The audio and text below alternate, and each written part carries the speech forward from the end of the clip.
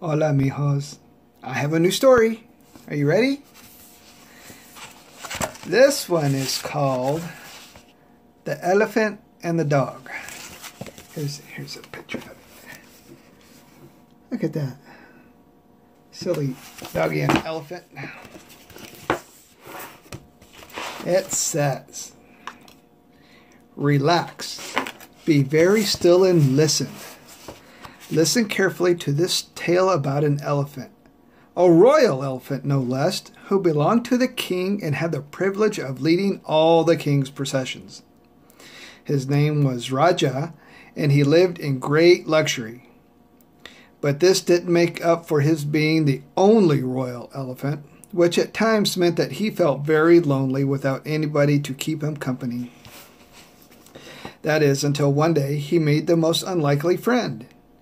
Do you want to know who? Let's see if we can find out. I bet you it's a puppy, or maybe a dog, maybe. Let's find out. Now, Raja's evening routine consisted of having a long, cool bath before his keeper gave him dinner. Once he had eaten, he would pace around his compound and look at the sunset. Then, when the twinkling stars had arrived in the velvet night sky, he would go to bed. However, one evening, when he had just finished his dinner, he noticed that he was being watched through the gate to his compound by a little white dog. The dog was skinny and had a hungry look about it. Mr. Hut. Oh, excuse me. Mr. Elephant, sir, said the little dog in a quiet voice. I'm sorry to ask, but please, may I eat the food that you've left? I'm very hungry. Of course, Raja said kindly. So the little dog crept under the gate and ran across to the elephant's food bowl to eat the leftovers. He ate them up in double quick time, thanked the elephant, then scampered away into the night. The same thing happened the next night, and the next, until one evening when the dog arrived, Raja asked, My friend, would you like to come and share my dinner every night? I live alone and would enjoy your company. The little dog was overjoyed and happily accepted his kind offer. What a strange sight they made.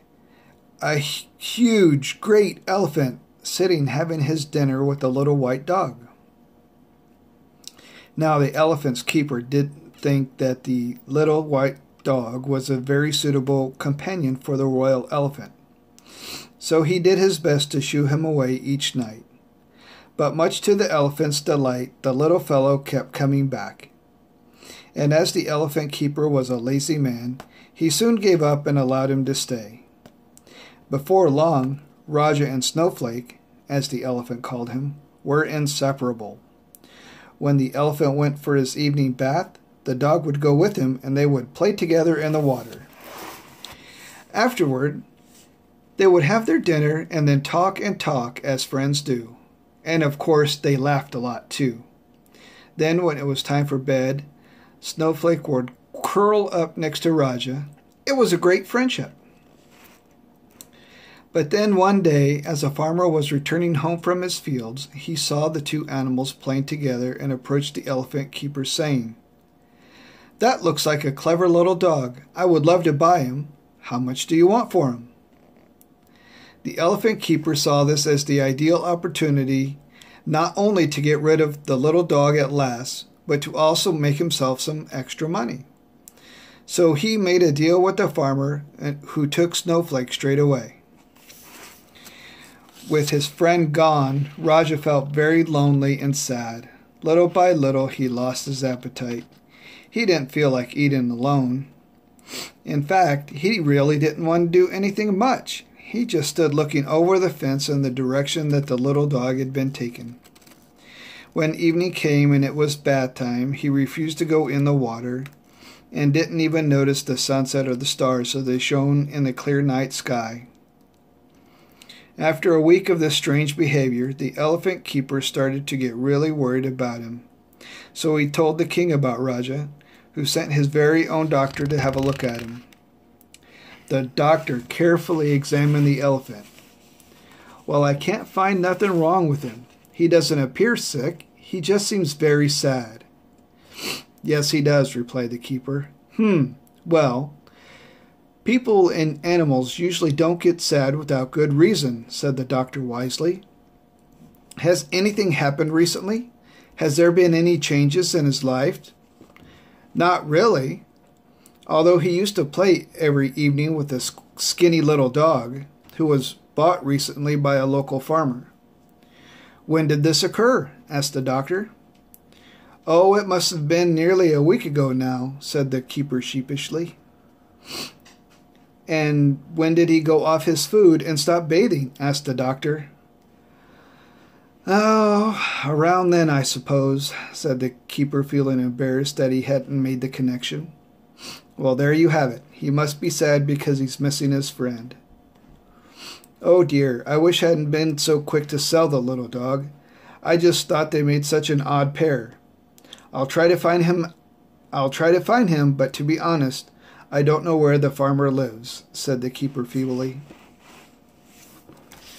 When the doctor reported this news back at the palace, the king sent word throughout his kingdom that a reward would be paid for the dog's return. On hearing of this, the farmer at once set out with the dog to claim his reward. As soon as they entered the palace gates, Snowflake saw his friend Raja, and barking with joy, ran over to him as fast as his short little legs could carry him. The elephant was overjoyed to see his little friend again. He picked him up with his long trunk, placed him on top of his head, and marched off for his bath. That night the two friends shared their dinner again, and Raja was happy once more. The next day, the elephant keeper had a special bowl made for Snowflake so that he knew he was always welcome to stay forever. And at the next court event, people marveled at the little white dog who sat on the royal elephant's head at the front of the king's procession. Today's moral. You know what a moral is? That's what the story is trying to show you. The moral is, we all need friends with whom to share precious times and memories, and to help us in times of need. A wise person knows that they can find a friend amongst even the most unlikely of characters. That's all. I love you, boys, and I will talk to you soon. Love you. Bye.